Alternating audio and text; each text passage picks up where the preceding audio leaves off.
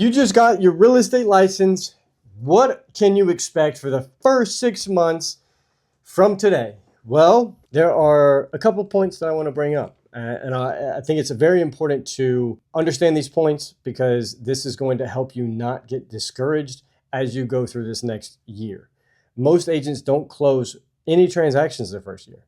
And as you start to go down this road, you're going to understand why, but you can mitigate that risk by doing a few different things. One, money is always going to show up later than what you expected it to. And so don't count your eggs before they hatch is a very good, inspiring piece because you're going to have, clients that reach out to you. You're going to get in touch with clients that, say they want to buy $1 million home or something, and you're going to start thinking like, oh man, that's $30,000 I'm going to make. But you can build yourself up, and then that drop, if that client doesn't close or if you can't ever get a hold of that client again, you can lose that momentum. So understand that money's going to come when it comes. You just have to do the work right now. Something that has helped me understand this a little bit better is that real estate is a 90-day transactional piece. So any work that you do today will show up in the next 30, 60, 90 days.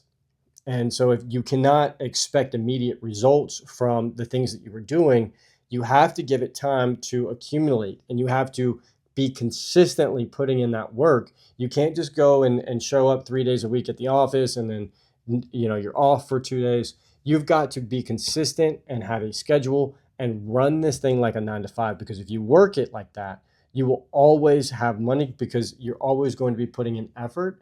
And as long as you are, understanding that everything takes time in this business, you are going to be okay. Second point here is busy does not mean productive.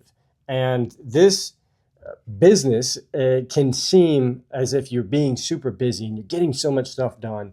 I've seen it so many times with agents that, they're like, oh, I need to post on my Facebook, or I'm working on this listing post, or I'm getting business cards.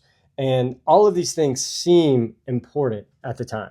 They seem like they're the most important thing that you need to do, but they're not. The most important thing that you've got to do as an agent is how are you going to get clients, right? Not how you're going to post on Facebook and so people know. No, direct communication. How can you build up that direct communication?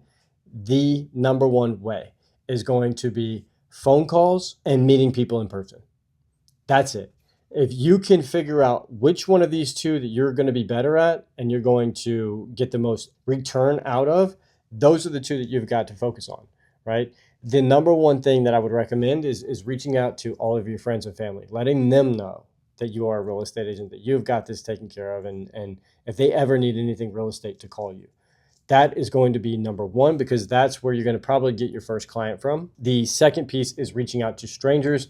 And so you can go to coffee shops, you can go and do something about having conversations about real estate with people that you don't know, because that's your friends and family are a small group, but the large group out there is where the money is made. And so you've got to be able to reach out to new people, have conversations about real estate, get their contact information, share your contact information. And something that we do as a team, or that we used to do a lot more of, is that direct communication. And so I would, go out to a coffee shop with the guys, and I would say, hey, you guys have, the next hour to get 10 contacts. And a contact is only considered a contact if you get their information, not just sharing your information. And so you talked about real estate, you gave them your contact information, and then you got theirs. That is a contact, and now you can move on. That's a tally mark. So if you can do that 10 times a day, you're more likely to be able to build your real estate business a lot faster, because you were talking to people about real estate, and that is what you're in, that is what you do, and that's what you live and breathe for the next, forever amount of time that you're in real estate. There's a few more points that I want to make, and that's going to be approved clients buy homes, non-approved clients don't buy homes.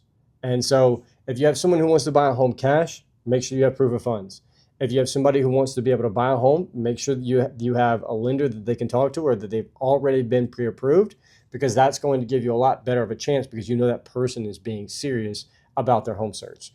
You can waste a lot of time showing a lot of people homes that cannot afford to buy a home. You need to be following up with purpose, right? So if you do go out and you do your 10 contacts a day challenge, then you need to be able to have a follow-up process system to be able to reach back out to those folks and follow up with them, right? Make a note when you talk to them, okay, this is probably 6 months, this is a 12-month follow-up, this is whatever. And put them into a system, have a CRM, have somewhere where you can have all of your contacts that you need to reach out to on a regular basis so that you can reach out to them when it is time. People who are 2 years out, follow up with them once a month. Be that person. You have got to be top of mind. The only way that you can do that is following up with a purpose when you call those people. The way that I run this is they're either going to buy, die, or file a restraining order, period. That's the only way you're not getting away from me, the way that I do follow up. It sounds aggressive, but I'm not going to follow up with, I'm not going to be calling someone who says that they don't want me to call them. But I will follow up with you on a regular basis on a time protocol so that you always know that I'm there, right? If you need me, I'm here. When the time is ready, I'm here. If there's anything you need, I'm here. If you have any questions, I'm here, right? I want you to know that as a client, as a potential client, or as a friend or family, I want you to know that I'm here to answer your questions. That's what I do. And we already touched on this, but calls make money. Direct contacts make money. You posting on your Facebook post to, let your Facebook followers know that you're in real estate is not going to make you money. It has a chance, but it's not high ROI. What is the biggest rate of return on these things is always going to be direct contact and being able to stay consistent with that. Also, to understand that the next 6 months is all about data collection, right? How many contacts do you have to do? Is it 10, 20, 30, 40, 50 contacts a day for you to be able to get a sale or an appointment or whatever whatever your system is? We run based off of calls, contacts, appointments, closings. That's the only things that matter inside of real estate for us as a team. And our main focus is to be able to make sure you have a standard number of people that you need to contact a week. And then from there, you should have these next levels of appointments to contact or contracts. So make sure that you understand that the next 6 to 12 months is all about data collection, right? The first month, if you have any sort of change, let's say that you don't have any closings at the end of that 30 days, then you probably need to double your work efforts. So if you're doing your 10 contacts a day challenge, you need to up that to 20 and then to 30 and then to 40 and then to 60. And, fast forward, it's going to give you the most amount of opportunity, which then replaces your mathematical problem. Okay, it takes me at the end of 60 days now, I have one closing. How many contacts did I do this month? Got it. Okay, so if I did 20 contacts a day, I know that if I need to do one closing, I'm going to just copy and paste this to next month. And if it works again, boom, copy and paste it. And if you ever want to increase the number of closings you have, you increase the input. And so that's really how, sales works. Is it's a contact sport. You have to be in contact with people. You have to be reaching out. And you have to understand that all of this is about data points. How are you doing on the phones? How are you doing in person? Is what you're saying actually beneficial? Are you asking for the appointment? Are you going out to these appointments, dressed correctly?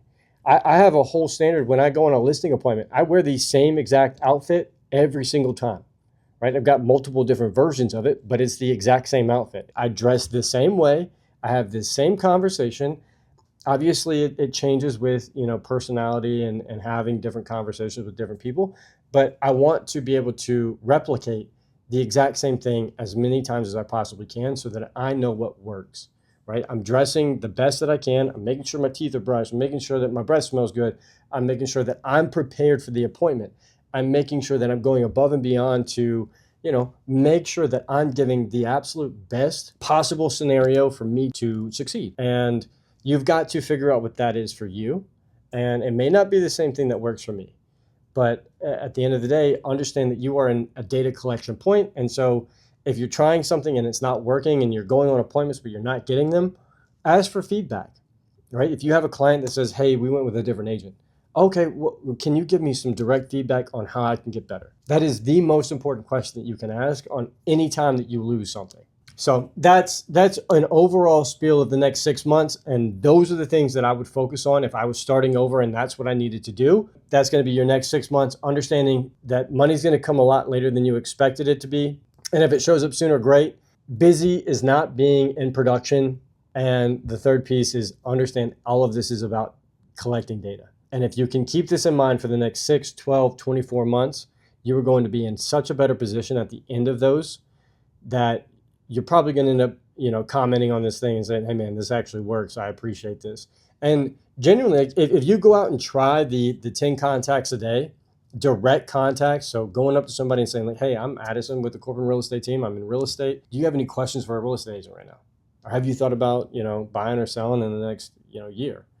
Have those direct conversations. It's going to be scary. It's going to be intimidating, especially if you're younger, right? But you have to have that wherewithal to be able to get past that engagement process. And that's what's going to make you better. You're going to get sharper. You're going to know exactly what to say. You're going to know how to say it, right? You're going to learn the skills of communication and negotiation, and it's going to be a lot better for you. So if you guys have any questions, if you like this content, let me know. I can always go a little bit further into this if needed or if wanted. So yeah, I appreciate it. You guys are awesome, and we love to see this channel growing, and it means a lot.